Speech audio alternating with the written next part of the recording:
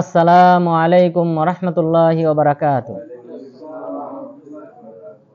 নাহমাদুহু ওয়া নুসাল্লি আলা রাসূলিহিল কারীম, আম্মা বা'দ। ফাআউযু বিল্লাহি মিনাশ শাইতানির রাজীম। হামিম, তানজিলুল কিতাবি মিনাল্লাহিল আজিজিল হাকীম। সম্মানিত উপস্থিতি, আজকে আমাদের যে সূরাটি তাফসীর করা হবে তা হলো সূরাতুল আহকাফ। সূরা আহকাফ, আহকাফ শব্দের অর্থ হলো এটি একটা স্থানের নাম। বর্তমান যে ইয়ামান, এই ইয়ামানের একটা মরু অঞ্চলকে আহকাফ বলা হয়, যেখানে হুদ আলাইহিস সালামকে প্রেরণ করা হয়েছিল। তো এই অঞ্চল সম্পর্কে বা হুদ আলাইহিস সালামের কওম সম্পর্কে এই সূরাতে আলোচনা করা হয়েছে। এই কারণে এই সূরার নামকরণ করা হয়েছে সূরাতুল আহকাফ। আর এই সূরাটি অবতীর্ণ হয়েছে মক্কায়।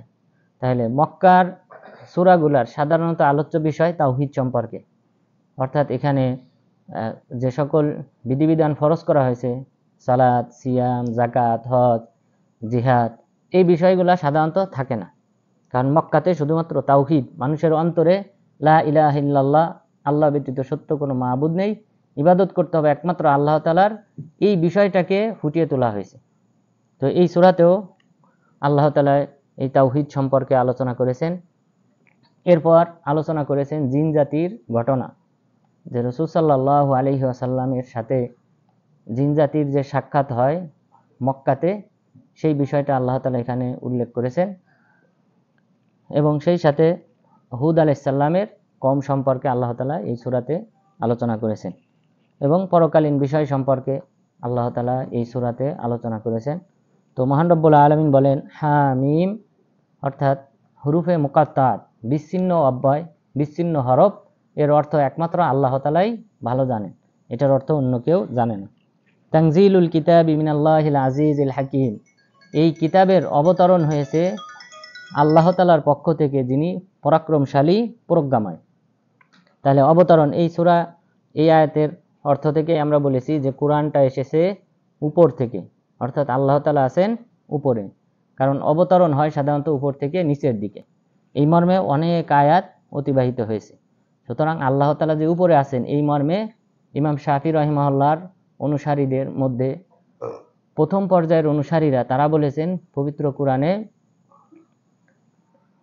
300-র উপরে দলিল রয়েছে যে আল্লাহ তাআলা উপরে আছেন বা সাত আসমানের উপরে আছেন, সর্বত্র বিরাজমান নন, আল্লাহ তাআলা সব জায়গায় নেই। এটা জাহমিয়াদের আকীদা এবং এটা কুফরি আকীদা। জাহাম বিন সফওয়ান 128 হিজরিতে প্রথম এই মতাদর্শ, এই মতামত ব্যক্ত করেছিল। তখন মুসলিম খলিফা হিশাম বিন আব্দুল মালিক, তিনি তাকে শুলে চড়িয়েছিলেন, হত্যা করেছিলেন। মানুষকে হত্যা করা যায় 3টি কারণে, তার মধ্যে একটি হলো মুরতাদ যদি হয়, ইসলাম থেকে যদি বের হয়ে যায়। এই অপরাধে জাহাম বিন সফওয়ানকে হত্যা করা হয়েছিল, কারণ এটা কোরআন বিরোধী মতামত। কোরআনে আল্লাহ তাআলা 7টি আয়াতে বলেছেন আর রহমানু আলাল আরশি ইস্তাওয়া, আল্লাহ তাআলা দয়াময়, আল্লাহ তাআলা আরশের উপর সমাসীন হয়েছেন, আরশের উপরে আছেন।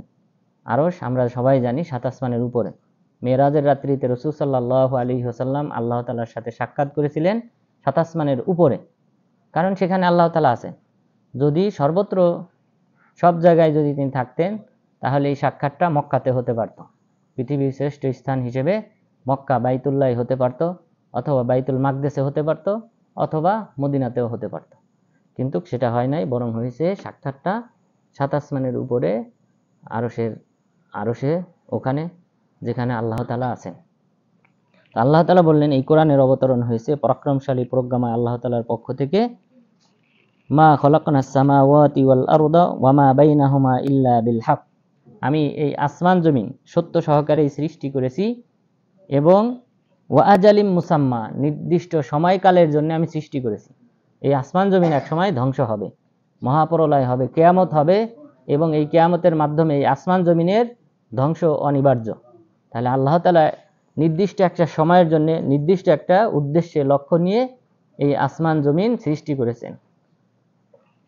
আর সেই লক্ষ্য উদ্দেশ্য আমরা বলেছি আগেও, লক্ষ্য উদ্দেশ্য হলো একমাত্র আল্লাহ তাআলার উপাসনা করা।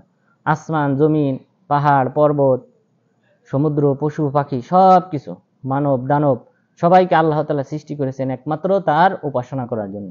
সবাই আল্লাহ তাআলার উপাসনা করে, গুণকীর্তন করে, ওয়ালাকিন লা তাফকাহুনা তাসবিহাহুম, কিন্তু তোমরা তাদের গুণকীর্তন বুঝতে পারো না।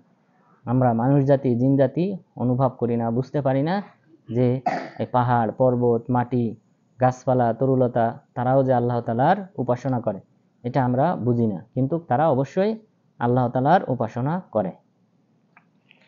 তাহলে এই উদ্দেশ্যে আল্লাহ তাআলা সৃষ্টি করেছেন ওয়াল্লাযীনা কাফারু আম্মা উনযিরু মুরিদুন। আর যারা কাফের, যারা অস্বীকারী, তারা কুফরি করে আম্মা উনযিরু, যে বিষয়ে তাদেরকে সতর্ক করা হয়েছে সেই বিষয়ে তারা কুফরি করে, মুরিদুন এবং মুখ ফিরিয়ে নেয়।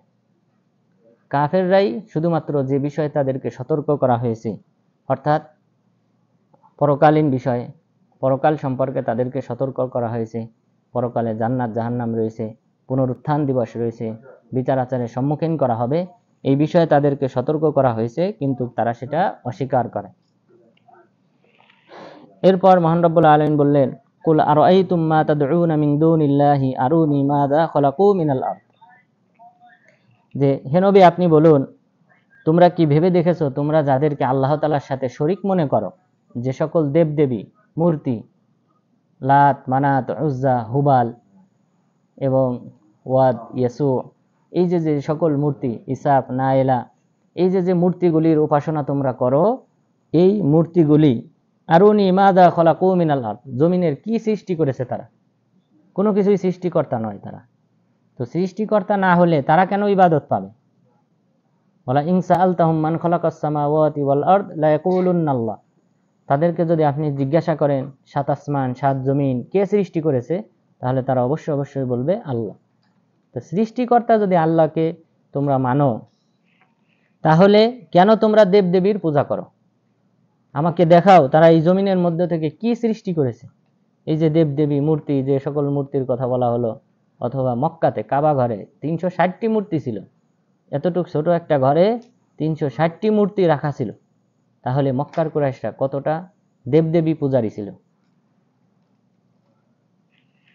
তো আল্লাহ তাআলা বললেন, তোমরা যদি এদেরকে উপাসনা করো, আমাকে দেখাও সেই উপাসনা পাওয়ার জন্য যে যোগ্যতা, সেই যোগ্যতা তো তাদের থাকতে হবে, এই দেবদেবীর থাকতে হবে। সেই যোগ্যতার অন্যতম যোগ্যতা হলো সৃষ্টি করা। তারা যদি তোমাদেরকে সৃষ্টি করে থাকে এই দেবদেবী, তাহলে তাদের উপাসনা করতে পারো। আরুনি মাযা খালাকু মিনাল আরদ, এই জমিনের কি তারা সৃষ্টি করেছে। আম লাহুম শিরকুম ফিস সামাওয়াত, সৃষ্টিকর্তা মানলাম যে তারা সৃষ্টিকর্তা না। তো সৃষ্টিকর্তা না হলে তাহলে অন্তত পক্ষে আসমানে, অর্থাৎ এই মহাবিশ্ব, আকাশমণ্ডল, নবমণ্ডল, ভূমণ্ডল, এইগুলি সৃষ্টির ক্ষেত্রে তাদের শরিকানা যদি থাকে, অর্থাৎ তারা স্বয়ংসম্পূর্ণ সৃষ্টিকর্তা না, কিন্তু সৃষ্টিকর্তার পার্টনার, তাহলেও তারা যোগ্য ইবাদত পাওয়ার।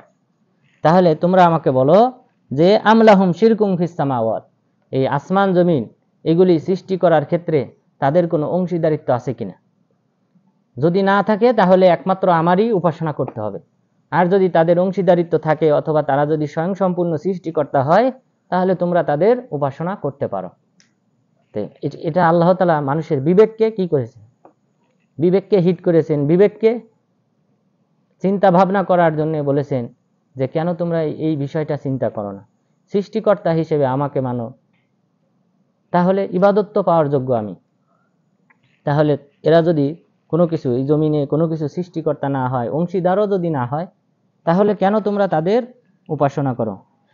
এরপরে মানলাম যে তারা স্বয়ংসম্পূর্ণ সৃষ্টিকর্তা না এবং তাদের কোনো অংশীদারিত্বও নাই আসমান জমিন সৃষ্টি করায়, কিন্তু তারা আরেকটা কারণে হকদার হতে পারে, সেটা হলো ইউতুনি বিকিতাবিম মিন ক্বাবলি হাযা আও আসারাতিম মিন ইলম ইন কুনতুম সাদিকিন।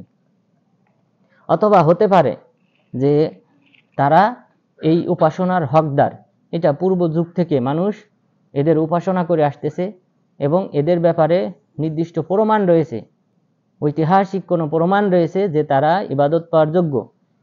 আল্লাহ তাআলা বললেন ইউতুনি বিকিতাবিম মিন ক্বাবলি হাযা, তোমরা এর পূর্বে, ইতিপূর্বে তাদের যে উপাসনা করা হতো এই মর্মে নির্দিষ্ট একটা কিতাব, আসমানি কিতাব নিয়ে আসো, যেই কিতাবে উল্লেখ করা হয়েছে যে তোমরা এই দেবদেবীর উপাসনা করবে। এমন কোনো আসমানি কিতাব নেই যে কিতাবে উল্লেখ করা হয়েছে যে তোমরা দেবদেবীর উপাসনা করবে। আও আসারাতিম মিনাল ইলম, মিন ইলম, যে জ্ঞানের যে পরম্পরায় মানুষ তাদের বংশধারায় এমন কোনো ঐতিহাসিক কোনো নিদর্শন পেয়েছে যে নিদর্শনের কারণে তোমরা এই দেবদেবীর উপাসনা করো, এমন কোনো নির্দিষ্ট তোমরা ঐতিহাসিক কোনো প্রমাণ উপস্থাপন করো। ইন কুনতুম সাদিকিন, যদি তোমরা সত্যবাদী হও। তাহলে এমন নির্দিষ্ট কোনো প্রমাণও নেই, আবার আসমানি কিতাবে উল্লেখ করা হয় নাই যে এদের তোমরা উপাসনা করো, এবং তারা স্বয়ংসম্পূর্ণ সৃষ্টিকর্তাও না, আবার তারা কোনো সৃষ্টিকর্তার পার্টনারও না। তাহলে কেন তোমরা এদের উপাসনা করো?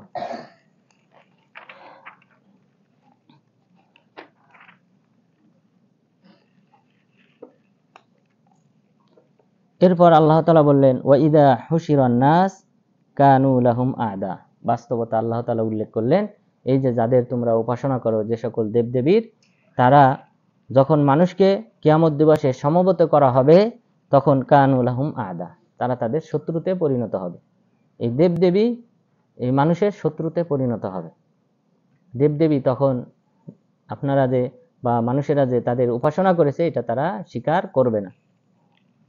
ওয়াকানু বিইবাদাতিহিম কাফিরিন, তারা তাদের উপাসনাকে অস্বীকার করবে, যে না, আমাদের কেউ উপাসনা করে না। কারণ তাদের তো অনুভূতিই নাই। এই যে যে দেবদেবী নিজ হাতে তৈরি করে, মাটি, পাথর, কাদা, খড়, কুটা ইত্যাদি দিয়ে তৈরি করে উপাসনা করা হয়, তারা তো গাফেল, তারা তো জানে না, তারা তো অনুধাবনও করতে পারে না যে আমাদেরকে কেউ উপাসনা করতেছে। তাহলে কিয়ামত দিবসে তারা অটোমেটিক ভাবে তারা অস্বীকার করবে যে আমাদেরকে কেউ উপাসনা করে না। وَإِذَا تُتْلَى عَلَيْهِمْ آيَاتُنَا بَيِّنَاتٍ قَالَ الَّذِينَ كَفَرُوا لِلْحَقِّ لَمَّا جَاءَهُمْ هَذَا سِحْرٌ مُبِينٌ। যখন তাদের সামনে আমার স্পষ্ট আয়াত, নিদর্শনাবলী, কোরআনের বাণী পাঠ করা হয়, তখন কাফেররা বলে সত্যকে, যখন সত্য আসার পর তখন তারা বলে হাদা সিহরুম মুবিন, এটা স্পষ্ট জাদু। অর্থাৎ এই কিতাবকে জাদুকরের বাণী হিসেবে তারা আখ্যায়িত করে, যে মুহাম্মদ সাল্লাল্লাহু আলাইহি ওয়াসাল্লাম তিনি হলেন জাদুকর, আর এটা হলো জাদুকরের বাণী।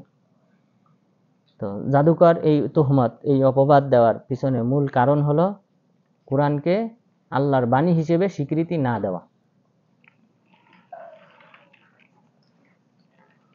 আম ইয়াকুলুনা ইফতারা, নাকি তারা বলে যে এই কোরআন স্পষ্ট আমার বাণী, নাকি তারা দাবি করে যে ইফতারাহু, মুহাম্মদ সাল্লাল্লাহু আলাইহি সাল্লাম তিনি নিজে রচনা করেছেন। এই কোরআন তারা কি মনে করে যে তিনি নিজে রচনা করেছেন? রচনা করার যে যোগ্যতা, সেটা রাসূল সাল্লাল্লাহু আলাইহি ওয়াসাল্লামের মাঝে ছিল না। একটা গদ্য, কবিতা, পদ্য, এটা যদি আপনি রচনা করতে যান, অবশ্যই আপনার শিক্ষা, অক্ষর জ্ঞান থাকতে হবে। রাসূল সাল্লাল্লাহু আলাইহি ওয়াসাল্লামের অক্ষর জ্ঞান ছিল না। তিনি আলিফ, বা, তা, সা এটা তিনি কি করতে জানতেন না? লিখতে জানতেন না, পড়তেও জানতেন না। এটাকে বলা হয় অক্ষর জ্ঞান। এই অক্ষর জ্ঞান তার ছিল না। এই কারণে আল্লাহ তাআলা তাকে আল উম্মি, নিরক্ষর নবী হিসেবে আখ্যায়িত করেছেন। এটা তার জন্য দোষের না, বরং এটা তার গুণ, সিফাত। তার অন্যতম একটা বৈশিষ্ট্য হলো কোনো মানুষ তাকে শিক্ষা দেয়নি, বরং স্বয়ং আল্লাহ তাআলা তাকে এগুলি শিক্ষা দিয়েছেন। এটা রাসূল সাল্লাল্লাহু আলাইহি ওয়াসাল্লামের জন্য একটা বৈশিষ্ট্য।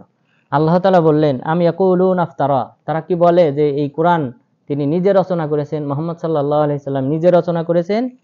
কুল ইন ইফতারাইতুহু ফালা তামলিকুনা লি মিনাল্লাহি শাইআ, আমি যদি নিজে রচনা করতাম তাহলে আল্লাহ তাআলা আমাকে পাকড়াও করতেন, আমাকে তোমরা রক্ষা করতে পারতে না। অর্থাৎ আল্লাহ তাআলা মুহাম্মদ সাল্লাল্লাহু আলাইহি ওয়াসাল্লামকে ধ্বংস করে দিতেন, হত্যা করতেন, যদি তিনি কোনো প্রকার কোরআনের হরফ হেরফের করতেন, রচনা করতেন, রদবদল করতেন, তাহলে আল্লাহ তাআলা তাকে পাকড়াও করতেন। হুয়া আ'লামু বিমা তুফিজুনা ফি, আল্লাহ তাআলা ভালো জানেন তোমরা এই কোরআনের ব্যাপারে কি পর্যালোচনা করো, এই বিষয়ে আল্লাহ তাআলা অবহিত আছেন। কাফা বিহি শাহিদাম বাইনি ওয়া বাইনাকুম, আল্লাহ তাআলাই আমার মাঝে আর তোমাদের মাঝে সাক্ষ্য প্রদানকারী হিসেবে তিনি যথেষ্ট। ওয়া হুয়াল গফুরুর রহিম, তিনি করুণাময়, দয়ালু।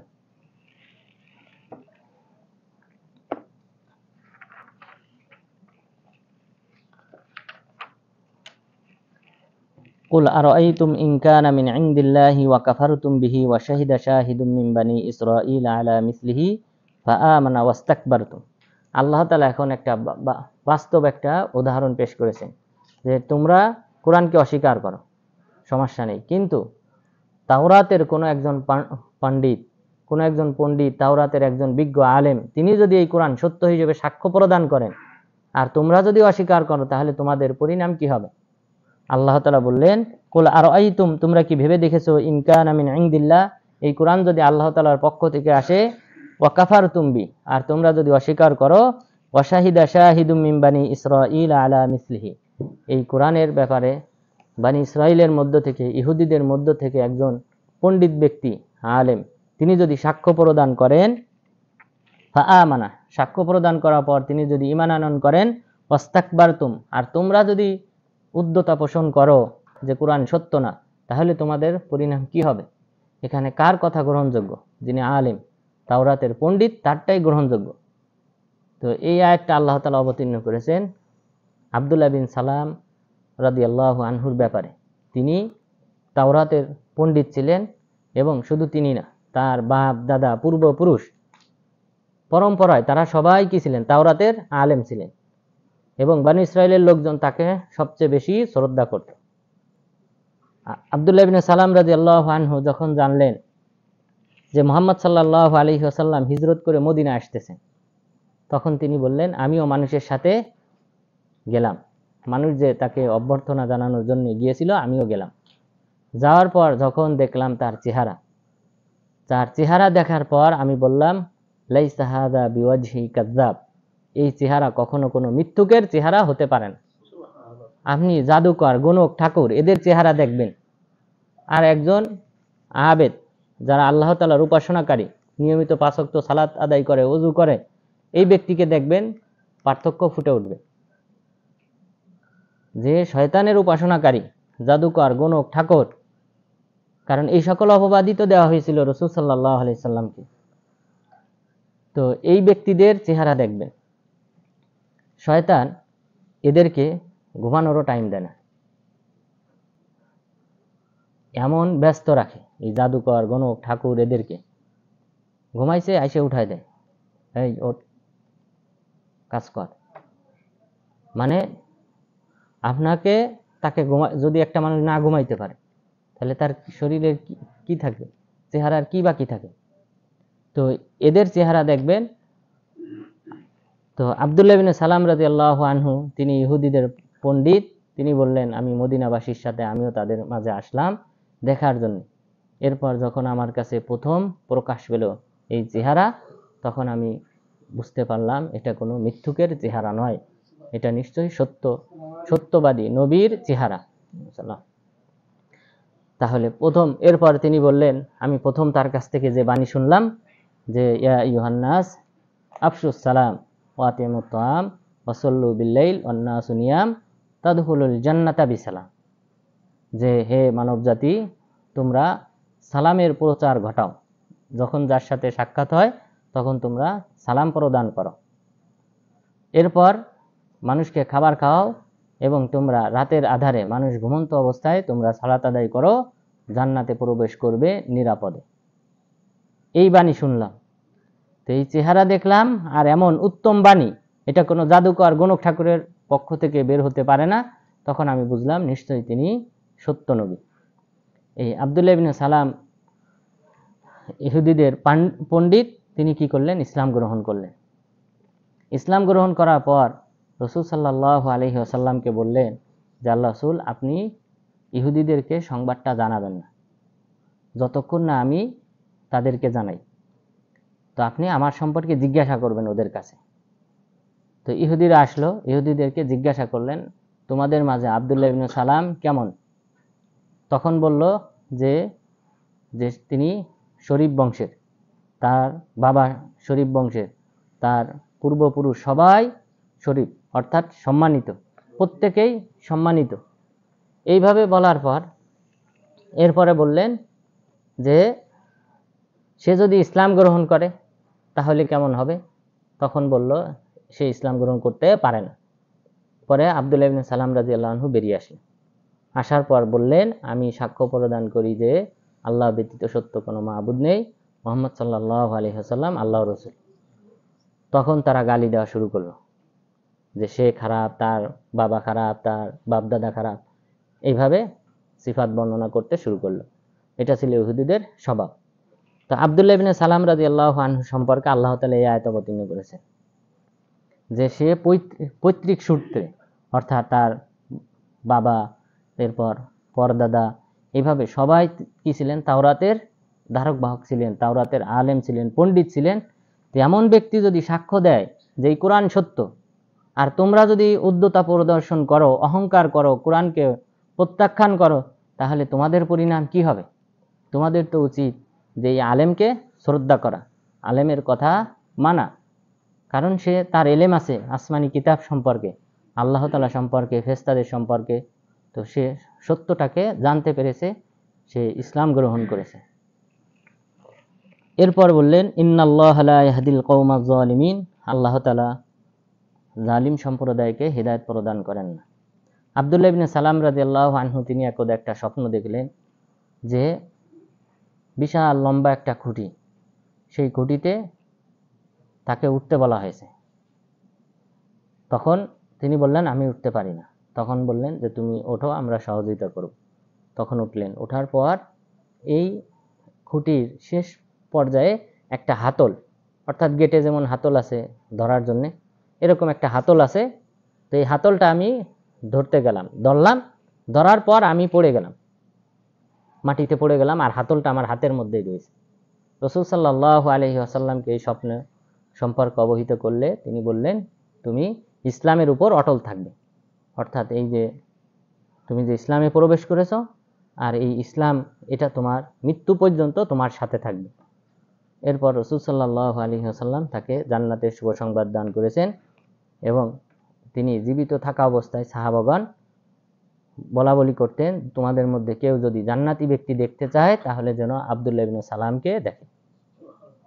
তো তিনি ইহুদিদের পণ্ডিত ছিলেন, এবং ইহুদিদের এই যে মদিনাতে বসবাস, এটার পিছনে মূল কারণ কি ছিল? বানু কুরাইজা, কাইনুকা এবং বানু নাজির, এই তিনটা গোত্র তারা শাম দেশ থেকে হিজরত করে এই মদিনাতে এসেছে। কারণ তারা আসমানি কিতাব পড়েছে, তাওরাত পাঠ করে তারা জানতে পেরেছে এই নবীর হিজরতের স্থান হবে এই মদিনা। তারা অপেক্ষায় ছিল যে এখানে কি আসবেন? নবী আসবেন। তো তারা মনে করতো যে আমাদের বংশ থেকে আসবে, অর্থাৎ ইহুদিদের মধ্য থেকেই নবী আসবেন, শেষ নবী। কিন্তু যখন তারা দেখলো কুরাইশদের মধ্য থেকে এসেছে, তখন তারা সবাই একমত হয়েছে অস্বীকার করার। অথচ তারা প্রতীক্ষায় ছিল এখানে মদিনাতে এসে, এবং তারা এই আউস এবং খাজরাজ, মদিনাতে যে মূর্তির পূজারী ছিল আউস এবং খাজরাজ, এদেরকে তারা মাঝে মধ্যেই হুমকি দিত যে আমাদের শেষ নবী যখন আসবে তখন আমরা তোমাদেরকে হত্যা করব। আউস খাজরাজ তারা ইসলাম গ্রহণ করলো, আর তারা অস্বীকার করলো। আল্লাহ তাআলা সে কথাই বলেছেন যে একজন যদি ঈমান আনে, তাওরাতের পণ্ডিত, আর তোমরা যদি অহংকার প্রদর্শন করো, তাহলে তোমাদের পরিণাম কি হবে?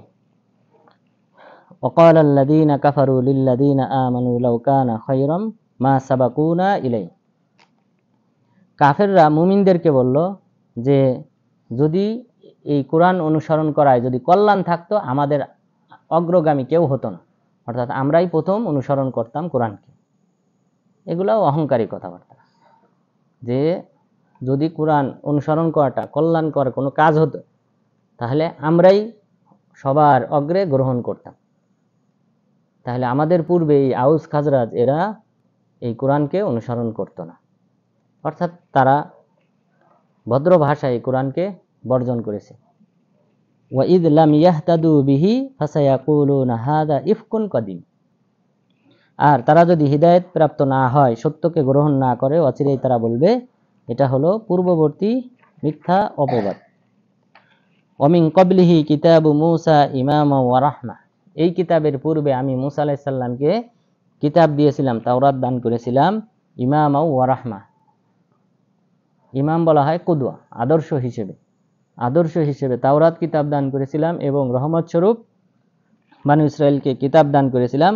ওয়া হাযা কিতাবুম মুসাদ্দিকুল লিসানান আরাবিয়্যাল লিয়ুনযিরাল্লাযীনা যালামু, আর এই কিতাব অর্থাৎ এই কোরআনটা হলো সত্যায়নকারী পূর্ববর্তী কিতাবকে, অর্থাৎ তাওরাত, ইনজিল, জাবুর, আসমানি যত কিতাব আছে সব কিতাবের সত্যায়নকারী এই কিতাব লিসানান আরবিয়্যা। এই কিতাবকে আমি অবতীর্ণ করেছি আরবি ভাষায়।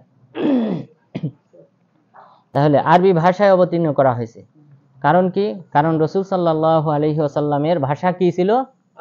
আরবি। ওনার সামনে যে সকল সাহাবা ছিলেন ওই সময়কার মানুষের ভাষা কি ছিল? আরবি। এটাই নিয়ম। আল্লাহ তাআলা যখন কোনো নবী রাসূলগণকে প্রেরণ করেছেন তখন সেই ভাষাতেই নবী রাসূলকে প্রেরণ করেছেন। কারণ উদ্দেশ্য কি? আল্লাহর বাণী প্রচার করা, যেন মানুষ সত্যটা জানতে পারে, বুঝতে পারে এবং সেই অনুযায়ী আমল করতে পারে। ভিন্ন ভাষায় কিতাব অবতীর্ণ করলে যেটা তারা বুঝবেও না, মানবেও না স্বাভাবিকভাবে, কিন্তু স্ব ভাষায় আল্লাহ তাআলা সবসময় কিতাব অবতীর্ণ করেছে। শেষ নবী যদি আমাদের বাংলাদেশে আসতেন, বাংলা ভাষায় কোরআন অবতীর্ণ হতো। সুতরাং জুমার খুতবা ইত্যাদি এগুলা বাংলা ভাষাই হবে, এগুলা বাংলা ভাষাতেই হবে। কারণ ওখানে যদি তিনি আসতেন, তিনি কোন ভাষায় খুতবা দিতেন? ওনার সামনে শ্রোতারা কোন ভাষী ছিল? বাংলায়। তাহলে বাংলা ভাষায় কি হতো? খুতবা হতো। রাসূল সাল্লাল্লাহু আলাইহি ওয়াসাল্লাম আরবিতে খুতবা দিয়েছেন, কারণ তার সামনের শ্রোতা তারা কোন ভাষী? আরবি ভাষী। এটা আমাদেরকে বুঝতে হবে। জুমার মতো একটা দিন, যে দিনে মানুষের হিদায়াতের, মানুষ কি আমল করবে এবং কি থেকে বিরত থাকবে, এসব বাণী প্রচারের অন্যতম একটা ফিল্ড। তো এই জুমার খুতবা এটা বাংলাতেই হবে, যেন ওই আমাদের বাংলা ভাষীরা বুঝতে পারে এবং সেই অনুযায়ী আমল করতে পারে। আরবি ভাষায় দিলে এর ফলাফল কি? আমাদের মধ্যে কয়জন আরবি ভাষা বোঝে? সুতরাং অবশ্যই আমাদেরকে এই বিষয়টা বুঝতে হবে যে নবী রাসূলগণের ভাষায় আল্লাহ তাআলা আসমানি কিতাব পাঠিয়েছেন। সুতরাং আমাদের দেশে ইসলামের প্রচার নিজ ভাষায়, স্ব ভাষায় হবে। এখানে আল্লাহ তাআলা বললেন, কোরআনকে আমি অবতীর্ণ করেছি সত্যায়ন স্বরূপ, অর্থাৎ এই কোরআন এসে পূর্ববর্তী সকল কিতাবকে বাতিল করেছে, রহিত করে দিয়েছে। আসমানি যত কিতাব ছিল সব কিতাবকে বাতিল করা হয়েছে এই কোরআনের মাধ্যমে, কারণ এই কোরআন হলো অন্য কিতাবের সত্যায়নকারী। লিয়ুনযিরাল্লাযীনা যালামু, যারা শিরিক করে তাদেরকে সতর্ক করার জন্য, ওয়াবুশরা লিল মুহসিনিন, আর যারা সৎপরায়ণশীল ব্যক্তি তাদের শুভ সংবাদ স্বরূপ আল্লাহ তাআলা এই আসমানি কিতাব পাঠিয়েছেন, এই কোরআনকে পাঠিয়েছেন। তাহলে দুইটা বিষয়, এই দুইটা বিষয় আমরা যদি সঠিকভাবে বুঝি তাহলেই আমাদের সফলতা। যে কোরআনটা এসেছে সতর্ক করার জন্য, যে অন্যায়, অশ্লীল, ফাহিশি কথা, কাজ, কবিরা গুনাহ, শিরকি গুনাহ, বিদআতি গুনাহ ইত্যাদি থেকে মানুষ বিরত থাকবে। বিরত থাকলে বিনিময়ে আল্লাহ তাআলা পরকালে জান্নাত দান করবেন। এটা হলো শুভ সংবাদ। তাহলে এই শুভ সংবাদ আর সতর্ক, এই দুটির জন্যই আল্লাহ তাআলা কোরআনকে পাঠিয়েছেন, নবী রাসূলগণকে পাঠিয়েছেন।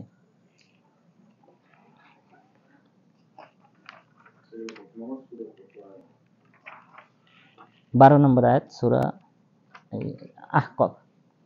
এরপর আল্লাহ তাআলা বললেন, ইন্নাল্লাযীনা ক্বালু রাব্বুনাল্লাহ সুম্মা ইসতাকামু ফালা খাউফুন আলাইহিম ওয়া লা হুম ইয়াহজানুন। আগের আয়াতের মতোই যে শুভ সংবাদ দেওয়া হয়েছে কাদেরকে? মুহসিনিন, সৎপরায়ণশীল ব্যক্তি, যারা ভালো আমল করে, আল্লাহ যে সকল কথা কাজ পছন্দ করেন সেটাকেই কি বলা হয়? ভালো আমল, সেটাকেই বলা হয় ইবাদত। তো এই আমলের উপর যারা অটল থাকবে, আল্লাহ তাআলা বলেছেন ইন্নাল্লাযীনা ক্বালু রাব্বুনাল্লাহ, যারা বলে আমাদের রব হলেন আল্লাহ তাআলা, এরপর সুম্মা ইসতাকামু, এরপর অটল থাকলো, ফালা খাউফুন আলাইহিম ওয়া লা হুম ইয়াহজানুন, তারা ভয় করবে না এবং পরকালে চিন্তিত হবে না। ইয়াহজান, হুজুন বলা হয় সাধারণত ভবিষ্যতে চিন্তিত হওয়া, ভবিষ্যতে কোনো মুসিবত বিপদ আসবে সেই মুসিবত থেকে নিরাপদ থাকা। অর্থাৎ মুসিবত বলতে কোনো মানুষ মারা গেলে কবরের মুসিবত, কবরের ফিতনা। এরপর পুনরুত্থান যখন হবে তখন হাসরের ময়দানের ফিতনা। এটা মানুষের জন্য সবচেয়ে বড় ভয়ের বিষয়, যে কবরের জীবনে মৃত্যুর পরে জাহান্নামে অবস্থান করবে, নাকি এরপরে সর্বশেষ যখন হাসরের ময়দানে উত্থান করা হবে এরপর আমলনামা ওজন করা হবে, আমলনামা ভারী হবে না কম হবে, এখানে অনেক দুশ্চিন্তা জড়িত। কবরে যদি কোনো ব্যক্তি এখন মারা যায়, কিয়ামত পর্যন্ত যদি তার কবরে শাস্তি চলতে থাকে, আমরা কেউ জানি না যে কিয়ামত কখন হবে, কত বছর, কত হাজার বছর পরে হবে, আমরা কেউ জানি না। তাহলে এই হাজার হাজার বছর কবরে জাহান্নামের শাস্তি আসতে থাকবে।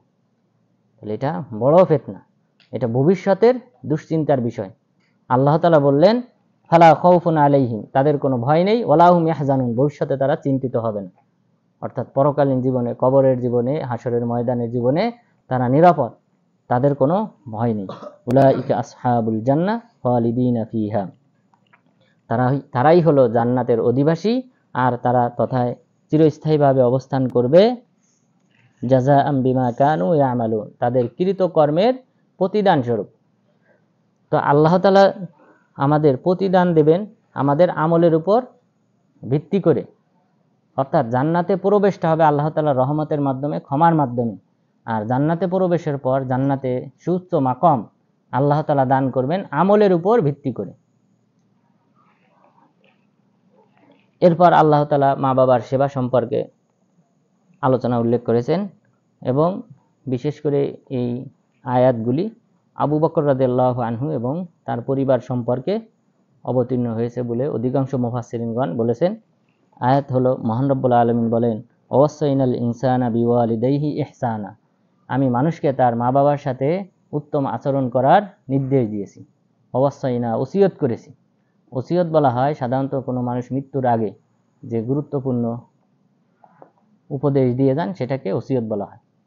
মৃত্যুর আগে, এটা মানুষের ক্ষেত্রে মৃত্যুর আগে যে ওসিয়ত করেন, উপদেশ দেন, সেটাকেই ওসিয়ত বলা হয়। তো ওই সময় মানুষ গুরুত্বপূর্ণ যে বিষয়টাই থাকে সেটাই কিন্তু কি করে, উল্লেখ করে, তার সন্তানদেরকে উপদেশ দেয়, নিকটাত্মীয়কে উপদেশ দিয়ে দেয়। এখানে কিন্তু অনর্থক কোনো কথা কোনো ব্যক্তি বলে না। আল্লাহ তাআলা বললেন, ওয়াসাইনাল ইনসানা বিওয়ালিদাইহি ইহসানা, আমি মানুষকে উপদেশ দিয়েছি যে যেন তারা তার মা বাবার সাথে উত্তম আচরণ করে। হামালাতহু উম্মুহু কুরহা ওয়া ওয়াদাতহু কুরহা, তার মা তাকে কষ্টের উপর কষ্ট স্বীকার করে তাকে গর্ভে ধারণ করেছে। কষ্টের উপর কষ্ট, যে ডাক্তাররা বলে যে সন্তান ভূমিষ্ঠ হওয়ার ক্ষেত্রে মা যে যন্ত্রণাটা সহ্য করেন সেটা হলো 57টি হাড্ডি একসাথে ভেঙে যাওয়ার সমান যন্ত্রণা।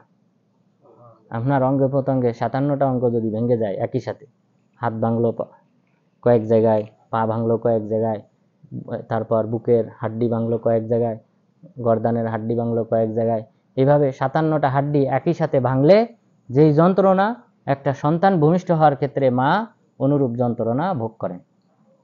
আল্লাহ তাআলা বললেন, হামালাতহু উম্মুহু কুরহা ওয়া ওয়াদাতহু কুরহা, তার মা তাকে গর্ভে ধারণ করেছে কষ্ট স্বীকার করে, ওয়া ওয়াদাতহু কুরহা, আর ভূমিষ্ঠও করেছে কষ্ট স্বীকার করে। এরপর বললেন, ওয়াহামলুহু ওয়া ফিসালুহু সালাসুনা শাহরা, আর তার মা তাকে গর্ভে ধারণ করেছে আর স্তন্য ছাড়িয়েছে মোট 30 মাসে। অর্থাৎ ইসলামে নিয়ম হলো দুধ পান করাতে হবে কত বছর? 2 বছর। তাহলে কয় মাস হয়? 24 মাস। আর বাকি থাকে গর্ভধারণ, তাহলে 6 মাসে সন্তান হতে পারে। 6 মাসে আলী রাদিয়াল্লাহু আনহু এই আয়াত থেকে ইস্তেমবাদ করেছেন, যখন আবু বকর রাদিয়াল্লাহু আনহু, যখন ওমর রাদিয়াল্লাহু আনহুর যুগে বিচার আসে যে 6 মাসে সন্তান ভূমিষ্ঠ হয়েছে, তো এটা কি ব্যভিচারের সন্তান কিনা, অবৈধ সন্তান কিনা, জারজ সন্তান কিনা? আলী রাদিয়াল্লাহু আনহু এই আয়াত থেকে ইস্তেমবাদ করে বললেন, এটা জারজ সন্তান না, এটা সঠিক।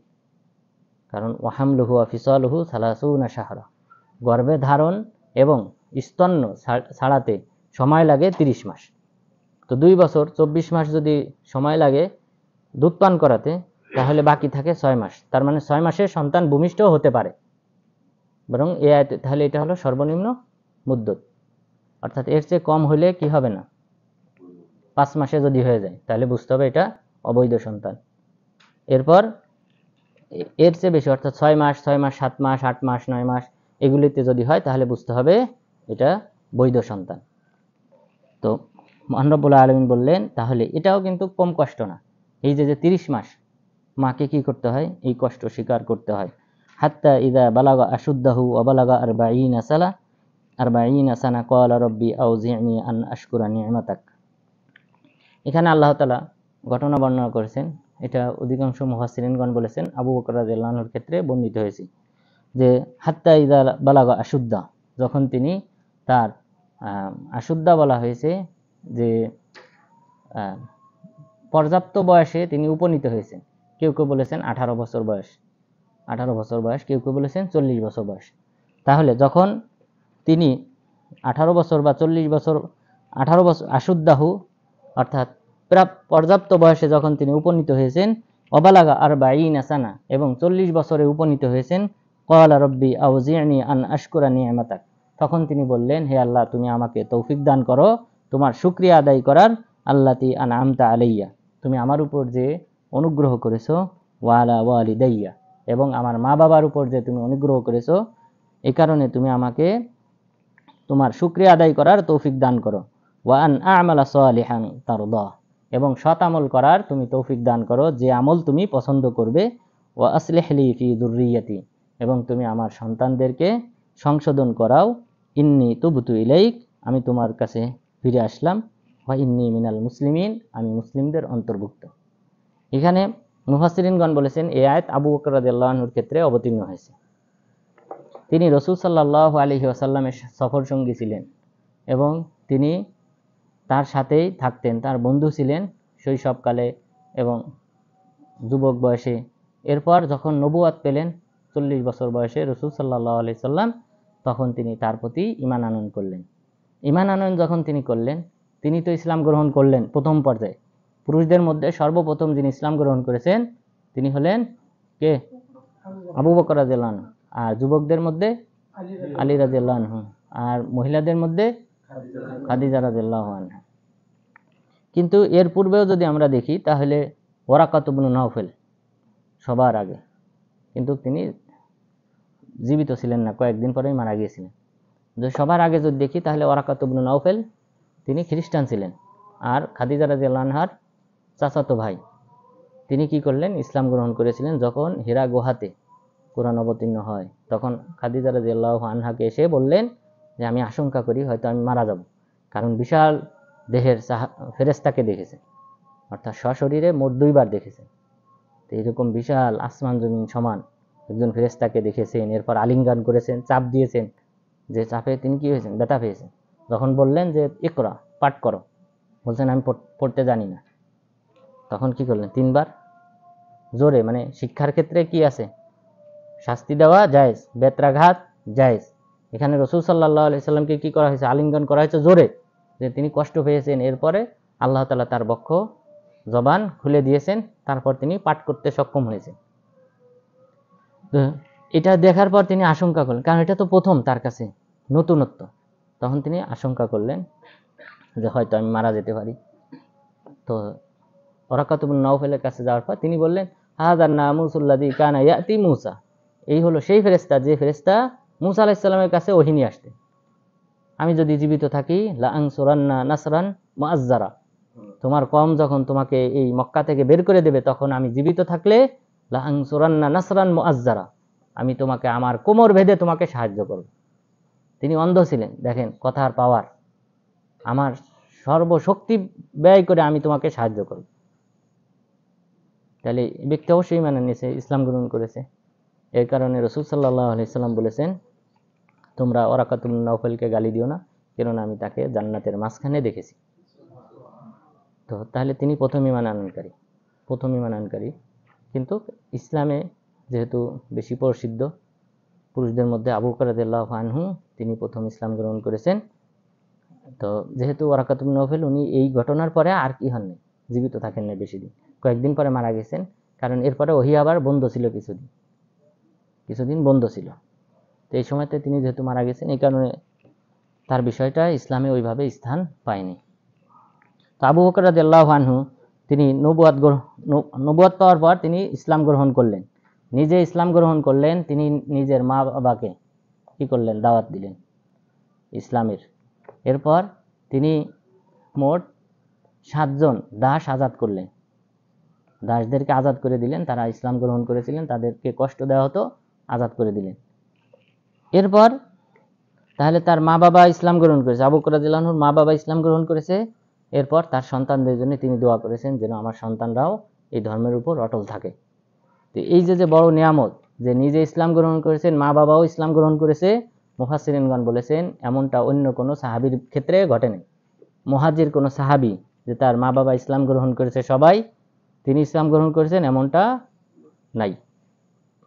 এই কারণে আল্লাহ তাআলা তার সম্পর্কে বলেছেন, যখন তিনি পর্যাপ্ত বয়সে পৌঁছালেন, 40 বছর পৌঁছালেন, তখন তিনি আল্লাহর কাছে দোয়া করলেন, হে আল্লাহ, তুমি আমাকে তোমার নিয়ামতের শুকরিয়া আদায় করার তৌফিক দান করো। তুমি যে আমাকে ইসলাম গ্রহণ করার তৌফিক দিয়েছো, আমার মা বাবাকে ইসলাম গ্রহণের তৌফিক দান করেছো, আমি যেন তোমার সন্তুষ্টজনক আমল করতে পারি, তুমি আমাকে সেই তৌফিক দান করো, এবং সেই সাথে আমার সন্তানদেরকেও তুমি সংশোধনের মধ্যে রাখবে। ইন্নী তুবতু ইলাইক ওয়া ইন্নী মিনাল মুসলিমিন, এবং আমি তোমার কাছে তওবা করে ফিরে আসলাম এবং আমি হলাম মুসলিমদের অন্তর্ভুক্ত।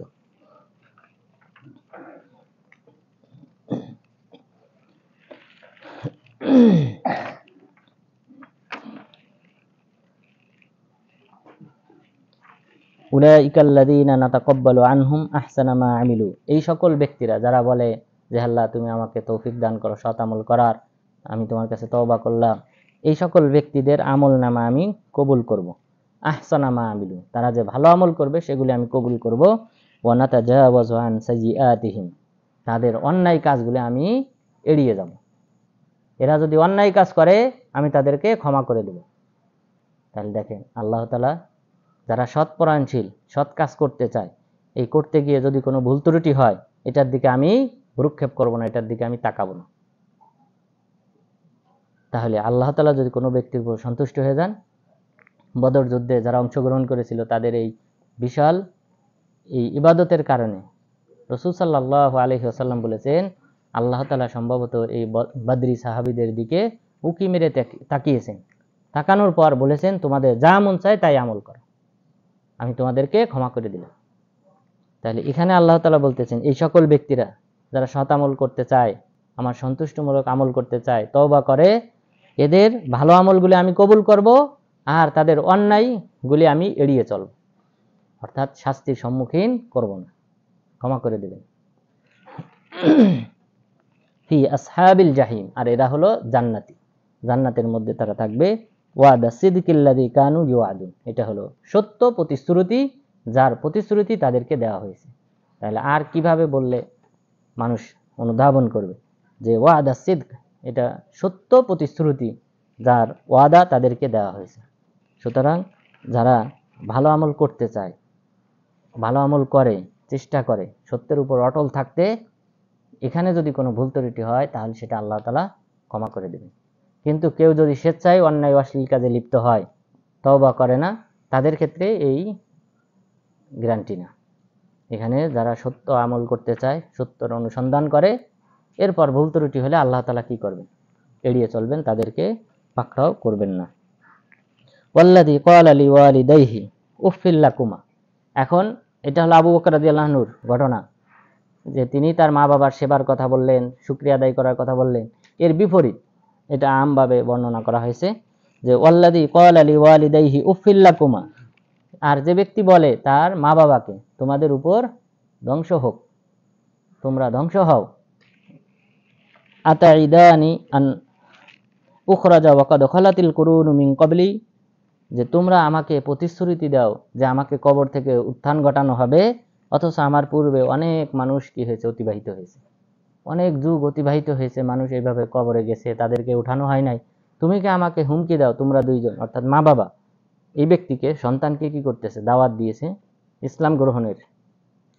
সন্তান প্রতি উত্তরে বলতেছে যে তোমরা আমাকে এই প্রতিশ্রুতি দাও যে আমাকে কবর থেকে বের করা হবে, উত্তোলন করা হবে, অথচ ইতিপূর্বে অনেক মানুষ অতিবাহিত হয়েছে, অনেক যুগ কাল অতীত হয়েছে, তারা তো এখনো ওঠে নাই। ওয়াহুমা ইয়াস্তাগীসানিল্লাহ ওয়াইলাক আমিন, আর তার মা বাবা আল্লাহ তাআলার কাছে দোয়া করতেছে, ফরিয়াদ করতেছে, ওয়াইলাক, তোমার দুর্ভোগ, আমিন, তুমি ঈমান আনো আল্লাহর প্রতি। ইন্না ওয়াদাল্লাহি হক, নিশ্চয় আল্লাহ তাআলার প্রতিশ্রুতি সত্য। ফায়াকুলু মা হাদা ইল্লা আসাতিরুল আউয়ালিন, আর সে বলে যে এটা হলো অলিক গল্প, কল্প কাহিনী। তাহলে সে এটা অস্বীকার করে। উলাইকাল্লাযীনা হাক্কা আলাইহিমুল কওলু ফি উমামিন কদ খালাত মিন ক্বাবলিহিম মিনাল জিন্নি ওয়াল ইনস ইন্নাহুম কানু খাসিরিন। আর এই সকল ব্যক্তিরা যারা এই মা বাবার আহ্বান না শুনে ইসলাম গ্রহণ না করে, পরকালের প্রতি ঈমান আনয়ন না করে, এই সকল ব্যক্তিরা হলো যাদের উপর আমার বাণী চিরসত্য হিসেবে সাব্যস্ত হয়েছে, যেমনটা হয়েছিল পূর্ববর্তী উম্মতের উপর মানুষ এবং জিন জাতিদের মধ্য থেকে। ইন্নাহুম কানু খাসিরিন, তারা হলো ক্ষতিগ্রস্তদের অন্তর্ভুক্ত। তাহলে আগের আয়াতে হলো মা বাবার সেবাকারী, আর এখানে আল্লাহ তাআলা আলোচনা উল্লেখ করেছেন যে মা বাবা ডাকতেছে, আহ্বান করতেছে তাকে ইসলাম গ্রহণ করতে, আর সে অস্বীকার করে, পরকালের প্রতি ঈমান আনয়ন করতে, আর সে তা অস্বীকার করে, সেই ব্যক্তির পরিণাম হলো সে ক্ষতিগ্রস্তদের অন্তর্ভুক্ত। এখানে মুফাসসিরিনগণ কেউ কেউ বলেছেন, বিশেষ করে মারওয়ান ইবনুল হাকাম তিনি 65 হিজরিতে মুসলিম খলিফা হয়েছিলেন। তো মুআবিয়া রাদিয়াল্লাহু আনহু যখন তিনি মুসলিম খলিফা হলেন, যখন তিনি মারা যাবেন তার আগে, অর্থাৎ তিনি 60 হিজরিতে মারা গেছেন, 60 হিজরিতে মারা যাওয়ার আগে তিনি চিঠি লিখেছিলেন মদিনাবাসীর কাছে, অন্যান্য সবার কাছে, যেন তারা বায়াত হয় কার জন্য? ইয়াজিদের জন্য, তার ছেলে ইয়াজিদের জন্য যেন বায়াত হয়।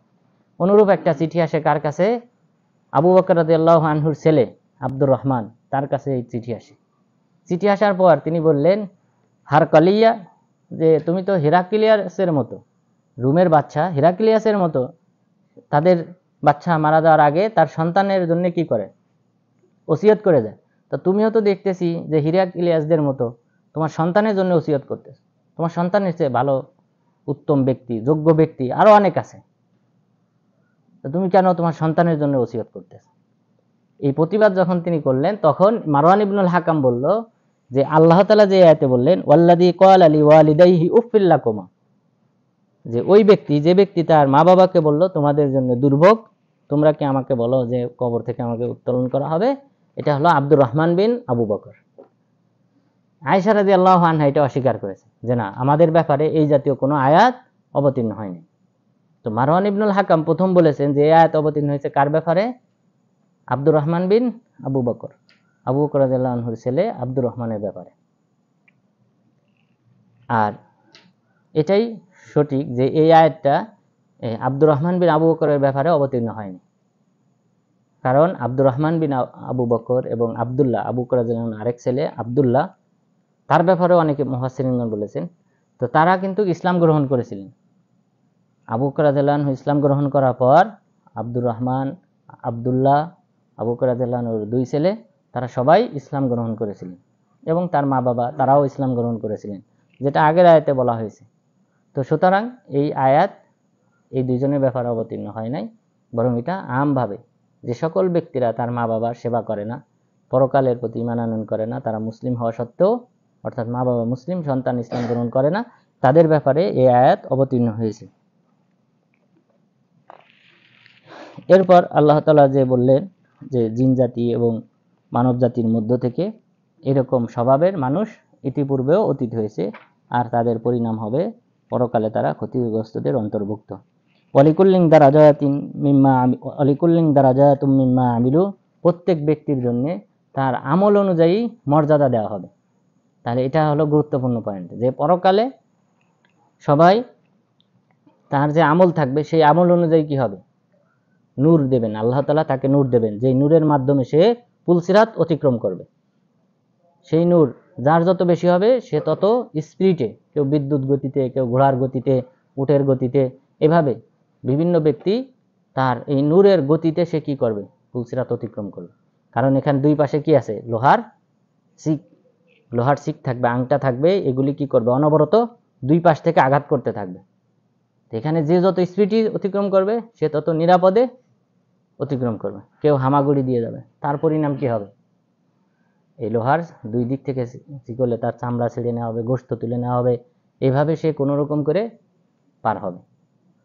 তো আল্লাহ তাআলা বললেন ওয়ালিকুল্লিন দারাজাত মিম্মা আমিলু, প্রত্যেকের মর্যাদা হবে তার আমল অনুযায়ী। ওয়ালা ইউয়াফিয়াহুম আমালাহুম ওয়া হুম লা ইউযলামুন, আর প্রত্যেককে তার আমলের পরিপূর্ণ প্রতিদান দান করা হবে, তাদের উপর কোনো প্রকার জুলুম করা হবে না। ওয়ায়াউমা ইউরাদুল লাযীনা কাফারু আলান নার, যখন কাফেরদেরকে জাহান্নামে সামনে উপস্থিত করা হবে, এবং তাদেরকে বলা হবে আযহাবতুম তাইয়্যিবাতিকুম ফি হায়াতিকুমুদ দুনিয়া ওয়াস্তামতা'তুম বিহা ফালইয়াউমা তুজজাউনা আযাবাল হুন, যে দুনিয়াতে তোমরা যে উত্তম জীবিকা উপার্জন করেছিলে, উত্তম জীবন যাপন করেছিলে, সেটা আজ অতীত হয়েছে। এখানে উত্তম জীবন নয়, বরং তোমাদেরকে ফালিয়াউমা তুজজাউনা আযাবাল হুন, লাঞ্ছনাদায়ক শাস্তি তোমাদেরকে দেওয়া হবে, বিমা কুনতুম তাস্তাকবিরুনা ফিল আরদ বিগাইরিল হক, পৃথিবীতে যে তোমরা অন্যায়ভাবে অহংকার দাম্ভিকতা প্রকাশ করতে, সে কারণে তোমাদেরকে লাঞ্ছনাদায়ক শাস্তি দেওয়া হবে। লাঞ্ছনাদায়ক শাস্তি কি? তাদেরকে শিকলে বাঁধা হবে, প্রথমে গলায় বেড়ি পরানো হবে, মাথা উপর দিক উঠবে, এরপর পায়ে বেড়ি পরানো হবে, এরপর 70 গজ শিকলে কি করানো হবে? পেঁচানো হবে, ফেলে মাটিতে ফেলে কি করা হবে? হাত পায়ে সমান করে পেঁচানো হবে। পেঁচানোর পর এরপরে মাথা নিচের দিক দিয়ে পা উপর দিক দিয়ে জাহান্নামে নিক্ষেপ করা হবে। তো আযাবাল হুন, এটাকে বলা হয় লাঞ্ছনাদায়ক শাস্তি। যে মানুষের সামনে নাকে খত দেওয়া, এটা কি? এটা লাঞ্ছনার জন্য। তো অনুরূপ তাদের মাথা নিচের দিক দিয়ে আল্লাহ তাআলা লাঞ্ছিত করে এরপরে জাহান্নামে নিক্ষেপ করবেন। অবিমা কুনতুম তাফসুকুন, তোমাদের ফাসিকি কাজ করার জন্য। ফাসিকি কাজ বলা হয় কবিরা গুনাহকে, তাহলে কবিরা গুনার কারণে এবং সেই সাথে কুফরি শিরিক ইত্যাদি কাজ করার কারণে তোমাদের এই পরিণাম। এরপর সূরা আহকাফ সম্পর্কে আল্লাহ তাআলা যে বললেন, ওয়াযকুর আখা আদ, আদ জাতির ভাইকে আপনারা তোমরা স্মরণ করো, ইয আনযারা কওমাহু বিল আহকাফ, যখন তিনি তার সম্প্রদায়কে আহকাফ নামক স্থানে সতর্ক করেছিলেন। আহকাফ আমরা বললাম যে ইয়ামানের মরু অঞ্চলে আদ জাতির ভাইকে হুদ আলাইহিসসালাম তিনি যখন তার কওমকে আহকাফ নামক স্থানে সতর্ক করলেন, ওয়াকাদ খালাতিন নুযুরু মিন বাইনি ইয়াদাইহি ওয়া মিন খালফি, এবং তার পূর্বে অর্থাৎ হুদ আলাইহিস সালামের পূর্বে এবং পরে অসংখ্য সতর্ককারী এসেছেন। আল্লাহ তা'বুদু ইল্লাল্লাহ, তারা সবাই বলতেন যে তোমরা এক আল্লাহ ব্যতীত অন্য কারো উপাসনা করো না। ইন্নী আখাফু আলাইকুম আযাবা ইয়াউমিন আযীম, মহান দিবসে তোমাদের শাস্তির আমি আশঙ্কা করি। যে তোমরা যদি আল্লাহ তাআলার সাথে শিরক করো তাহলে তোমাদেরকে কঠিন শাস্তির সম্মুখীন করা হবে। ক্বালু আজিতানা লিতাফিকানা আন আলিহাতিনা ফাতিনা বিমা তাইদুনা ইন কুনতা মিনাস সাদিকিন, তারা বলল, তুমি কি আমাদেরকে মিথ্যায় ধোঁকাগ্রস্ত করার জন্য এসেছো? আমাদের মাবুদ, আমরা যে সকল দেবদেবীর পূজা করি তা থেকে প্রত্যাবর্তন করার জন্য তুমি এসেছো? যদি তাই হয় তাহলে তুমি আমাদেরকে যে প্রতিশ্রুতি দাও শাস্তির, সেই শাস্তি নিয়ে আসো। ক্বালা ইন্নামাল ইলমু ইনদাল্লাহ, শাস্তির জ্ঞান একমাত্র আল্লাহ তাআলার নিকট। আল্লাহ কখন তোমাদেরকে শাস্তি দিয়ে ধ্বংস করবেন এটা আল্লাহ তাআলা ভালো জানেন। ওয়া উবাল্লিগুকুম মা উরসিলতু বি, আমার দায়িত্ব হলো শুধুমাত্র প্রচার করা। ওয়ালাকিন্নী আরাকুম কওমান তাজহালুন, কিন্তু আমি মনে করি তোমরা মূর্খ জাতি, তোমরা বুঝতে চাও না যে আমি যে তোমাদেরকে সতর্ক করতেছি, এই সতর্ক এটা সত্য, তোমাদের উপর শাস্তি আসবে, কিন্তু তোমরা বোঝার চেষ্টা করো না। ফালাম্মা রাআউহু আরিদান মুস্তাকবিলা আউদিয়াতিহিম, যখন তারা শাস্তিকে দেখলো মেঘমালা যখন তারা দেখলো, যে অর্থাৎ আল্লাহর শাস্তি আসমান থেকে আসতেছে মেঘমালা হয়ে, এটা যখন তারা দেখলো, তারা বলল, ক্বালু হাযা আরিদুম মুমতিরুনা, এটা হলো মেঘমালা, আমাদেরকে বৃষ্টি প্রদান করবে। বাল হুয়া মাস্তাআজালতুম বি, এটা বৃষ্টির মেঘমালা নয়, বরং এটা সেই শাস্তি যা তোমরা তাড়াহুড়া কামনা করেছো। রিহুন ফিহা আযাবুন আলীম, ঝড়, যে ঝড়ের মাঝে রয়েছে যন্ত্রণাদায়ক শাস্তি। অর্থাৎ এদেরকে তাহলে আহকাফবাসীকে আল্লাহ তাআলা কিসের মাধ্যমে ধ্বংস করেছেন? ঝড় দিয়ে। ঝড় আসার পর কি হলো? তুদাম্মিরু কুল্লা শাই, সবকিছু ধ্বংস করে দিল, বিআমরি রব্বিহা, তার রবের নির্দেশে। ফাআসবাহু লা ইউরা ইল্লা মাসাকিনুহুম, ফলে দেখা গেল তারা সবাই মারা গেছে আর তাদের ঘর বাড়ি বিরান পড়ে রয়েছে।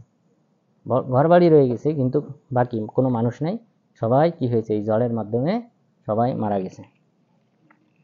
কাযালিকা তাজজিল কওমাল মুজরিমিন, এভাবেই পাপী সম্প্রদায়কে শাস্তি প্রদান করা হয় বা প্রতিদান দান করা হয়।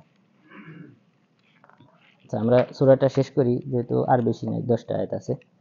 ওয়ালাকাদ মাক্কান্নাহুম ফীমা ইন মাক্কান্নাকুম ফীহি ওয়া জাআলনা লাহুম সামআ ওয়া আবসারা ওয়া আফিদা, আমি তাদেরকে এই পৃথিবীতে বসবাস করার আবাসস্থল দান করেছিলাম, ফিমা ইন মাক্কান্নাকুম ফিহি, তাদেরকে এমনভাবে এখানে পৃথিবীতে স্থায়ী করেছিলাম যেভাবে তোমাদেরকে অনুরূপভাবে স্থায়ী করিনি। অর্থাৎ মক্কার কুরাইশরা শারীরিক গঠনগতভাবে, আর্থিকভাবে এই আহকাববাসীর চেয়ে পিছিয়ে ওয়াজআলনা লাহুম সামআ ওয়া আবসারা ওয়া আফিদা, আমি তাদেরকে চক্ষু দান করেছিলাম এবং শ্রবণ শক্তি দান করেছিলাম, অন্তর দান করেছিলাম। ফামা আগনা আনহুম সামআহুম ওয়ালা আবসারুহুম ওয়ালা আফিদাতুহুম মিন শাই, কিন্তু তাদের এই শ্রবণ শক্তি, এরপর দৃষ্টি শক্তি এবং অন্তর, এগুলি কোনো কাজে আসে নাই। ইদ কানু ইয়াজহাদুনা বিআয়াতিল্লাহ, যেহেতু তারা আল্লাহ তাআলার আয়াতকে অস্বীকার করেছিল। ওয়া হাকা বিহিম মা কানু বিহি ইস্তাহজিউন, এবং তাদেরকে বেষ্টন করে নিয়েছিল সেই শাস্তি যা নিয়ে তারা ঠাট্টা বিদ্রুপ করত। ওয়ালাকাদ আহলাকনা মা হাওলাকুম মিনাল কুরা, আমি তোমাদের আশেপাশের অনেক জনপদকে ধ্বংস করেছি। ওয়াসাররাফনাল আয়াতি লাআল্লাহুম ইয়ারজিউন, আমি এই নিদর্শনগুলি বর্ণনা করেছি যেন তারা ফিরে আসে। অর্থাৎ মক্কার কুরাইশরা তারা সালেহ আলাইহিস সালামের কওম এবং সেই সাথে লূত আলাইহিস সালামের কওম এইসব অঞ্চল দিয়ে অতিক্রম করত। এইসব অঞ্চল দিয়ে তারা ব্যবসার জন্য শাম দেশে যেত। আল্লাহ তাআলা বললেন, তোমাদের আশেপাশের অনেক জনপদকে তো আমি ইতিপূর্বে ধ্বংস করেছি। ফালাউলা নাসারাহুমুল্লাযীনা ইত্তাখাযু মিন দুনিল্লাহি কুরবানান আলিহা, কেন এই সকল জাতিকে তারা যে দেবদেবীর উপাসনা করত, তো সেই সকল দেবদেবী কেন তাদেরকে সাহায্য করে নাই? বাল দাল্লু আনহুম, বরং তারা তাদের থেকে হারিয়ে গেছে। ওয়াযালিকা ইফকুহুম ওয়া মা কানু ইফতারুন, এটাই প্রমাণ করে যে তারা মিথ্যা, এই দেবদেবী মিথ্যা, এটাই প্রমাণ করে। কারণ প্রয়োজন মুহূর্তে সাহায্য করে নাই। যখন এইসব জনপদকে আমি ধ্বংস করেছি তখন তো তাদেরকে এই দেবদেবী সাহায্য করে নাই, এটাই প্রমাণ করে যে তারা মিথ্যা। ওয়া মা কানু ইফতারুন, এবং তারা মিথ্যা অপবাদ দিত। ওয়াইদ সরফনা ইলাইকা নাফারাম মিনাল জিন্নি ইয়াস্তামিউনাল কুরআন, এখন মক্কায় যে ঘটনা ঘটেছিল জিন জাতির সাথে রাসূল সাল্লাল্লাহু আলাইহি সাল্লামের, সেটা উল্লেখ করা হয়েছে। ঘটনাটি ছিল, জিন জাতি তারা আসমানের সংবাদ গ্রহণ করার জন্য তারা একজন আরেকজনের উপর চড়ত। এভাবে চড়ে আসমানে ফেরেশতারা একজন আরেকজনের সাথে যে তথ্য আদান প্রদান করে সেটা তারা চুরি করার চেষ্টা করত। যখন নবুয়ত দেওয়া হলো রাসূল সাল্লাল্লাহু আলাইহি সাল্লামকে, তখন ফেরেশতাগণ তাদেরকে উল্কা মারতে শুরু করলেন, আগুনের উল্কা নিক্ষেপ করতে শুরু করলেন। তখন তারা চিন্তা করলো যে আগে তো আমাদেরকে উল্কা নিক্ষেপ করা হতো না, এখন কেন করা হয়? নিশ্চয়ই পৃথিবীতে বড় কোনো ঘটনা ঘটেছে যে কারণে আমাদেরকে এই শাস্তি দেওয়া হয়। তখন তারা সারা পৃথিবীতে ছড়িয়ে পড়ল যে কি এমন বড় ঘটনা ঘটেছে। এই সন্ধানী দলের একটা দল জিন জাতি মক্কা দিয়ে অতিক্রম করতেছিল। ফজরের নামাজে রাসূল সাল্লাল্লাহু আলাইহি ওয়াসাল্লাম কোরআন তেলাওয়াত করতেছিলেন। কোন সূরা? সূরা আর রহমান। সূরা আর রহমান পাঠ করতেছিলেন। সূরা আর রহমান পাঠ করা অবস্থায় জিন জাতিরা তখন ওখানে উপস্থিত হয়। উপস্থিত হওয়ার পর তারা বলল, ওয়াইদ সরফনা ইলাইকা নাফারাম মিনাল জিন, যখন আমি জিন জাতিদের একটা দলকে আপনার দিকে আকৃষ্ট করলাম। ইয়াস্তামিউনাল কুরআন, তারা কুরআন মনোযোগ দিয়ে শ্রবণ করলো। ফালাম্মা হাযারুহু, যখন তারা এই কুরআন শ্রবণের স্থানে উপস্থিত হলো, ক্বালু আনসিতু, যে তোমরা চুপ থাকো। অর্থাৎ পরস্পর কথা বলতেছিল, তো বললো যে তোমরা সবাই চুপ থাকো, কুরআন মনোযোগ দিয়ে শোনো। ফালাম্মা কুদিয়া ওয়াল্লাউ ইলা কওমিহিম মুনজিরিন, যখন তারা এই কুরআন পাঠ শেষ হলো তখন তারা তাদের কওমের কাছে ফিরে গেল সতর্ককারী রূপে। আব্দুল্লাহ ইবনে মাসউদ রাদিয়াল্লাহু আনহু তিনি বলেন যে জিন জাতি যে এই কুরআন শ্রবণে উপস্থিত হয়েছে, এটা রাসূল সাল্লাল্লাহু আলাইহি ওয়াসাল্লামকে বৃক্ষ জানিয়েছে। গাছ, যে গাছের নিচে তিনি কোরআন তেলাওয়াত করতেছিলেন, সেই গাছ জানিয়ে দিয়েছেন যে আল্লাহ রাসূল আপনার পিছনে জিন জাতি আছে, তারা কোরআন শুনতেছে। তো এটা মুজিজা, যে সাধারণত গাছপালা এরা কথা বলতে পারে না, কিন্তু এটা ছিল মুজিজা। রাসূল সাল্লাল্লাহু আলাইহি ওয়াসাল্লাম বলেছেন, মক্কাতে অনেক পাথর আছে, আমি তাদেরকে চিনি, যারা আমাকে নবুয়ত পাওয়ার পূর্বে সালাম দিত। যেসব পাথর আমাকে সেই সময় আগে থেকে সালাম দিত, অর্থাৎ এটা হলো তাকে, তিনি যে অস্বাভাবিক কিছু গ্রহণ করবেন ভবিষ্যতে, সেটার আলামত স্বরূপ এই পাথরগুলি রাসূল সাল্লাল্লাহু আলাইহি সাল্লামকে সালাম দিত। বলছেন সেই সকল পাথরকে আমি চিনি, কোন কোন পাথর আমাকে সেই সময় সালাম দিত। তো এটা মুজিজা, নবীর বা মুজিজা পাওয়ার পূর্ব মুহূর্ত।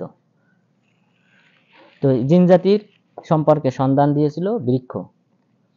তাহলে কোন সূরা পাঠ করা হইতেছিল? অনেকে মনে করে সূরা জিন। সূরা জিন না, সূরা জিন আল্লাহ তাআলা অবতীর্ণ করেছেন সংবাদ দিয়ে যে জিন জাতি আপনার কোরআন তেলাওয়াত শুনেছে। তারপর সূরা আহকাফেও বলা হলো যে এখানে, আর পাঠ করতেছিলেন সূরা আর রহমান। তাহলে এখানে আরেকটা মাসালা, যে এখানে বলা হলো ওয়াল্লাউ ইলা কওমিহিম মুনদিরিন, তারা সতর্ককারী রূপে তাদের কওমের কাছে ফিরে গেল। তো সতর্ককারী রূপে, এই কারণে আলেমগণ বলেছেন জিন জাতিদের মধ্যে নবুয়াত নেই।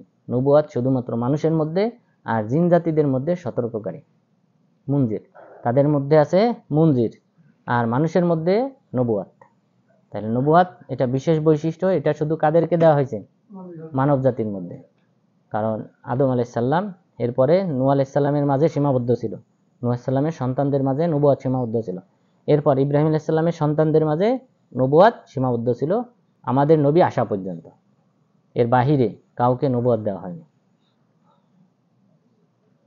ইব্রাহিম আলাইহিস সালামের সন্তানদের থেকে ইসহাক আলাইহিস সালাম, এরপর ইসমাইল আলাইহিস সালাম, ইসহাক আলাইহিস সালাম থেকে ঈসা আলাইহিস সালাম পর্যন্ত যত নবী এসেছেন সবাই আসছেন এখান থেকে, এই বংশধারায়। আর মুহাম্মদ সাল্লাল্লাহু আলাইহি সাল্লাম তিনি এসেছেন ইসমাইল আলাইহিস সালামের বংশধারায়। তাহলে নবুয়াত এখানেই সীমাবদ্ধ ছিল মানুষের মাঝে। আর জিন জাতিদের মধ্যে কোনো নবী নাই। জিন জাতিদের মধ্যে হলো সতর্ককারী, তারা মানুষের কাছ থেকে শিক্ষা করে, শিক্ষা গ্রহণ করে তাদের কওমের কাছে তারা প্রচার করে, যেমনটা এই আয়াতে উল্লেখ করেছে।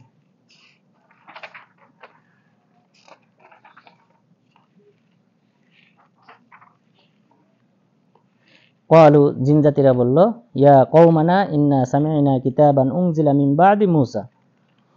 তারা তাদের কওমের কাছে ফিরে গেছে। ফিরে যাওয়ার পর বলতেছে, হে আমার সম্প্রদায়ের লোকজন, তোমরা জেনে রেখো আমরা একটা কিতাব শুনেছি, যে কিতাবটা অবতীর্ণ করা হয়েছে মূসা আলাইহিস সালামের পরে, মুসাদ্দিকাল লিমা বাইনা ইয়াদাইহি, এবং এই কিতাবের পূর্বে যত কিতাব ছিল সেই কিতাবের সত্যায়নকারী রূপে।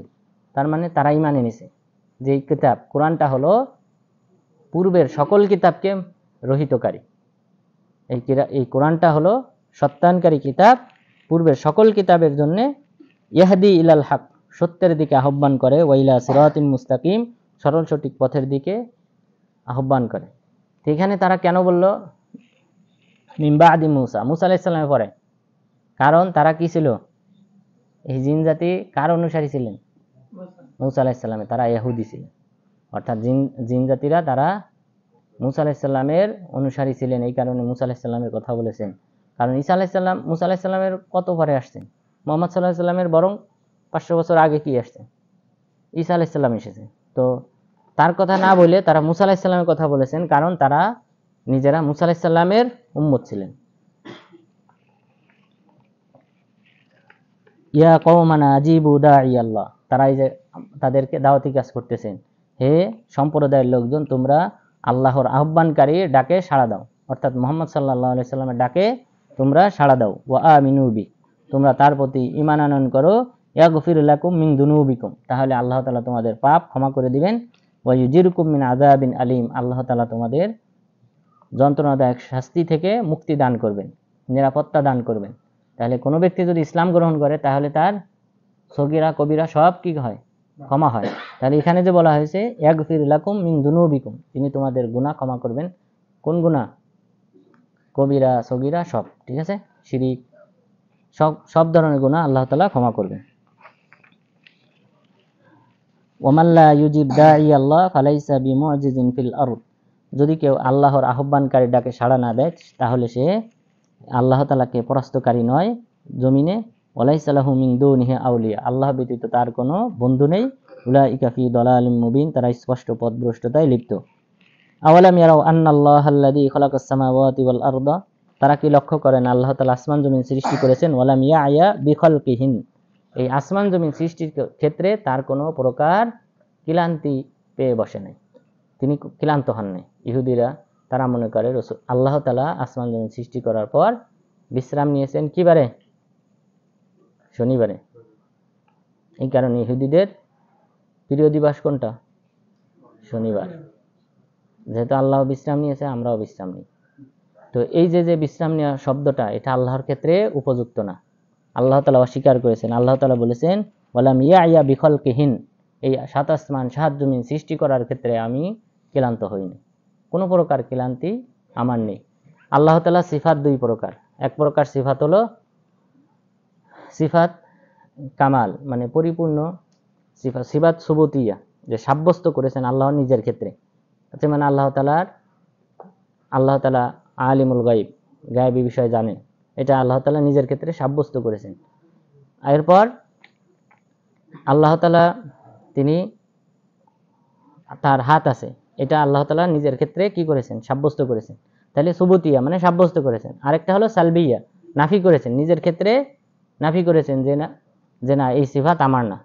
তার মধ্যে এটা একটা, যে আল্লাহ তাআলা ক্লান্ত হন না, বরং এটা সিফাত কিসের? কমতি, মানে ঘাটতি বোঝায়। আমাদের ঘাটতি আছে, এই কারণে আমরা কি হই? আমাদের শারীরিক ঘাটতি থাকার কারণে আমরা ঘুমাই, ক্লান্ত হই, একটু কাজ করলে ক্লান্ত হয়ে যায়।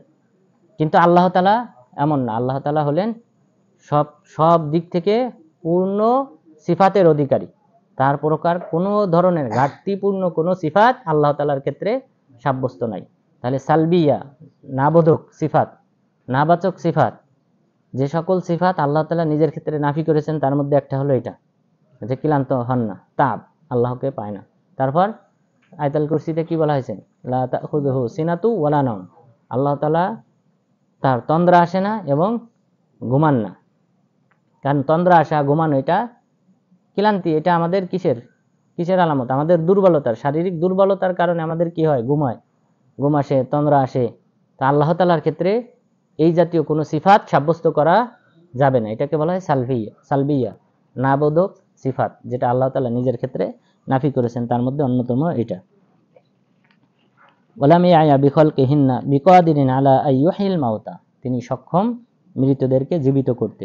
বালা ইন্নাহু আলা কুল্লি শাইইন কাদির, নিশ্চয়ই তিনি সব বিষয়ে ক্ষমতাবান। ওয়ায়াউমা ইউরাদুল লাযীনা কাফারু আলান নারি আলাইসা হাদা বিল হক, আর স্মরণ করো সেই সময়ের কথা যখন কাফেরদেরকে জাহান্নামে পেশ করা হবে, জাহান্নামের সামনে উপস্থিত করা হবে। আলাইসা হাদা বিল হক, এটা কি সত্য না? আমি যে ইতিপূর্বে তোমাদেরকে অবহিত করেছিলাম কোরআনে হাদিসের মাধ্যমে জাহান্নাম সম্পর্কে, তো এখন যে তোমরা সচক্ষে দেখতেছো জাহান্নামকে, এটা কি সত্য না? তখন তারা কি বলবে? ক্বালু বালা ওয়া রাব্বিনা, হে আমাদের রব, তোমার শপথ অবশ্যই সত্য। ক্বালা ফাযুকুল আযাবা বিমা কুনতুম তাকফুরুন, সুতরাং তোমরা, তখন আল্লাহ তাআলা বলবেন, তোমরা এই শাস্তি আস্বাদন করো তোমাদের কুফরি করার কারণে।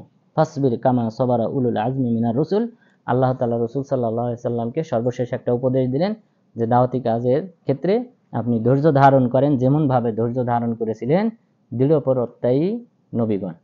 দৃঢ়প্রত্যয়ী নবী কয়জন? 5 জন। কে? বড় নবীগণ। তাহলে বলেন ইব্রাহিম আলাইহিস সালাম, নূহ আলাইহিস সালাম, প্রথমে নূহ আলাইহিস সালাম, তারপর ইব্রাহিম আলাইহিস সালাম, তারপর মুসা আলাইহিস সালাম, তারপর 4 নম্বর ঈসা আলাইহিস সালাম, আর 5 নম্বর হলেন মুহাম্মদ সাল্লাল্লাহু আলাইহি সাল্লাম। তাহলে আপনি ধৈর্য ধারণ করেন দৃঢ়প্রত্যয়ী নবীগণ যেভাবে ধৈর্য ধারণ করেছিলেন। ওয়ালা তাস্তাজিল লাহুম, তাড়াহুড়া করবেন না। আর কোন ব্যক্তিরা 6 জনের নাম উল্লেখ করেছেন, তাহলে যুক্ত হবেন কে? হ্যাঁ, না, দাউদ আলাইহিস সালাম আর আদম আলাইহিস সালাম যুক্ত হবেন। পরকালে যে মানুষ ছুটাছুটি করবে সুপারিশের জন্য, তখন আদম আলাইহিস সালাম, তখন দাউদ আলাইহিস সালামের কাছে যাবে না কেউ, তখন আদম আলাইহিস সালাম। কিন্তু উলুল আজম হিসেবে 6 জনের নাম যদি কোথাও পান, তাহলে বুঝবেন 6ষ্ঠ নম্বর হলেন দাউদ আলাইহিস সালাম। এরপর আল্লাহ তাআলা বললেন, ওয়ালা তাস্তাজিল লাহুম, আপনি তাদের জন্য তাড়াহুড়া করবেন না। কাআন্নাহুম ইয়াউমা ইয়ারাউনা মা ইউআদুনা লাম ইয়ালবাসু ইল্লা সাআতাম মিন নাহার, যে তারা যখন কিয়ামত দিবসে এই তাদেরকে যে প্রতিশ্রুতি দেওয়া হয়েছে সেটা যখন তারা দেখবে, তখন তারা মনে করবে যে আমরা তো দুনিয়াতে দিনের একটা মুহূর্ত অবস্থান করেছিলাম। কারণ পরকালের জীবন লম্বা হবে, একদিন হবে কত দিনের সমান? 50,000, আবার কোন আয়াতে বলা হয়েছে 1,000, কোন আয়াতে বলা হয়েছে 1,000। তাহলে 50,000 বছর, আর আমরা এখানে কয়দিন? 60 বছর। তা 60 বছর 50,000 বছরের তুলনায় স্বাভাবিক একটা মুহূর্তের মতো মনে হবে। বালাগুন, এটা হলো প্রচার, ঘোষণা। ফাহাল ইউহলাকু ইল্লাল কওমুল ফাসিকুন, সেদিন কাদেরকে ধ্বংস করা হবে? ফাসেক সম্প্রদায় ব্যতীত অন্য কাউকে কি ধ্বংস করা হবে না, শুধুমাত্র ফাসেক পাপাচার তাদেরকেই ধ্বংস করা হবে। তাহলে আজকের আলোচনায় আমরা এই সূরা আহকাফ সম্পর্কে জানলাম। সূরা আহকাফে আল্লাহ তাআলা বেশ কয়েকটি বিষয় উল্লেখ করেছেন, তাওহীদ সম্পর্কে উল্লেখ করেছেন, এরপর আল্লাহ তাআলা জিন জাতির ঘটনা উল্লেখ করেছেন, এরপর মা বাবার সেবার কথা উল্লেখ করেছেন। তো আল্লাহ তাআলা যেন এই সকল আমল করার মাধ্যমে, মা বাবার সেবা করার মাধ্যমে আল্লাহ তাআলা নৈকট্যশীল বান্দা হওয়ার তৌফিক দান করেন। আমিন। আকুলু কাউলি হাদা ওয়াস্তাগফিরুল্লাহ লি ওয়া লাকুম ওয়া লিসাইরিল মুসলিমিন।